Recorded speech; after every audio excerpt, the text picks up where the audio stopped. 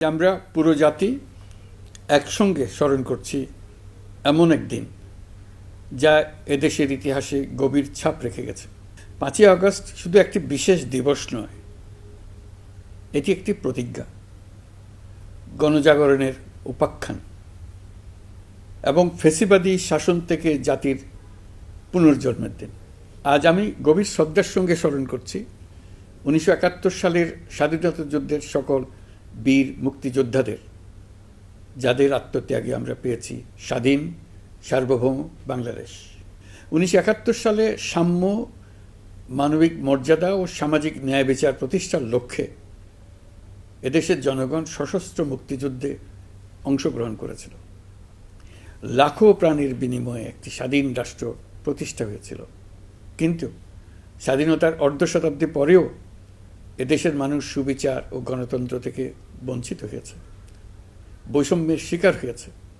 2024 সালের উত্তাল জুলাই ছিল বাংলাদেশের ইতিহাসে এক সংকটময় অধ্যায়, 16 বছরের পুঞ্জীভূত ক্ষোভের বহিঃপ্রকাশ।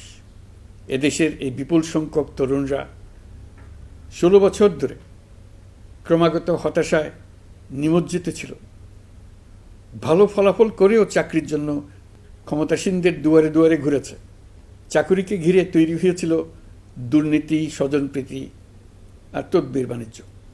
যে তরুণ ঘুষ দিতে পারেনি, এলাকার মাফিয়াদের সঙ্গে সখ্য গড়ে তুলতে পারেনি, তার চাকরি হয়নি।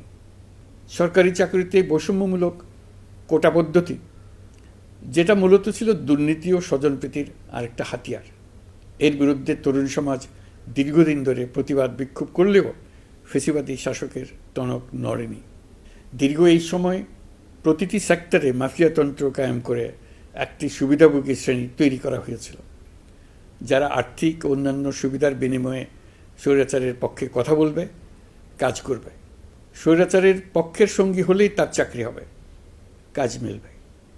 সরকারি প্রতিষ্ঠান, শিক্ষা প্রতিষ্ঠান, অর্থনৈতিক প্রতিষ্ঠান, এমনকি বিচার ব্যবস্থা, আইনশৃঙ্খলা বাহিনী, গণমাধ্যম ও সাংস্কৃতিক মণ্ডলেও এই ধরনের সুবিধাভোগী শ্রেণী তৈরি হয়েছিল।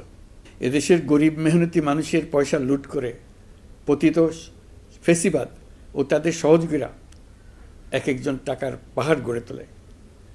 সীমাহীন দুর্নীতির কবলে পড়ে অর্থনীতি ভেঙে পড়ে। এই দেড় যুগে প্রতিটি ন্যায্য দাবি, প্রতিবাদ, বিক্ষোভ চলাকালে পুলিশের পাশাপাশি দলীয় সন্ত্রাসীরা অস্ত্র হাতে আন্দোলনকারীদের পিটিয়েছে। গত 16 বছরে যারাই সরকারের সমালোচনা করেছে, নাগরিকদের অধিকারের পক্ষে কথা বলেছে, তাদেরকে গ্রেফতার অথবা গুম করা হয়েছে। লাখ লাখ বিরোধী দলীয় রাজনৈতিক নেতাকর্মীদের নির্বিচারে আটক, গ্রেফতার করা হয়েছে।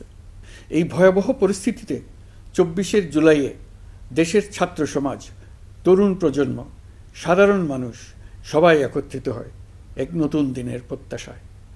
সমস্বরে তারা বলে ওঠে, এবার ফ্যাসিবাদকে যেতে হবে।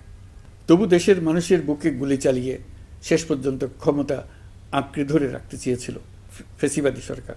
তারা নির্বিচারে গুলি করেছে, গ্রেপ্তার করেছে, ইন্টারনেট বন্ধ করে হত্যাকাণ্ডের তথ্য লুকাতে চেয়েছে।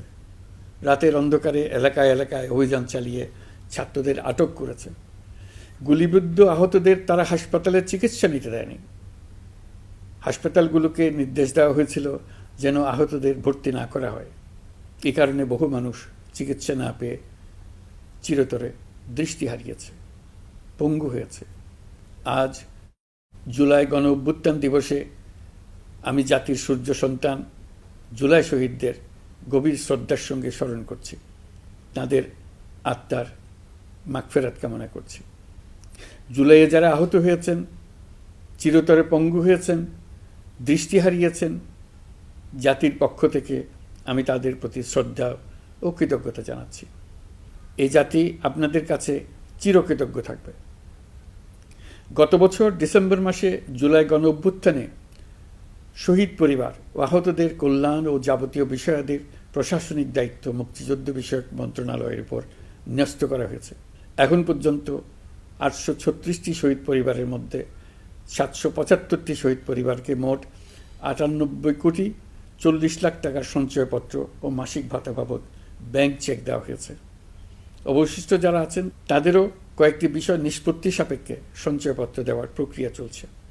এর পাশাপাশি আহত 13,800 জন জুলাই যুদ্ধকে 3টি ক্যাটাগরিতে নগদ টাকা ও চেক বাবদ মোট 153 কোটি 4 লাখ টাকা প্রদান করা হয়েছে।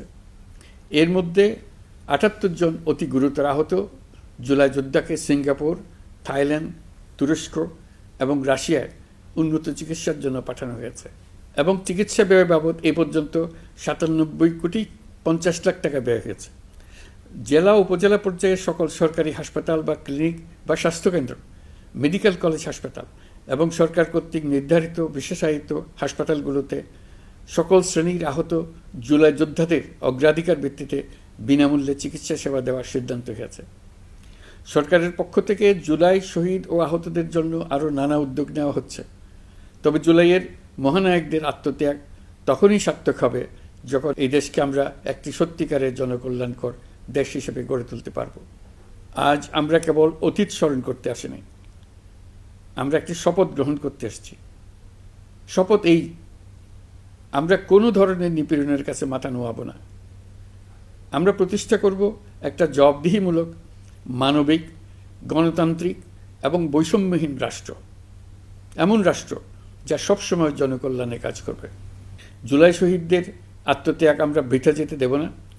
তাদের আত্মত্যাগই হবে আমাদের পথ চলার প্রেরণা, তাদের স্বপ্নই হবে আমাদের আগামী বাংলাদেশের নির্মাণ রেখা। আজকের এই দিনে এটাই হোক আমাদের শপথ। মহান আল্লাহ আমাদের সহায় হন।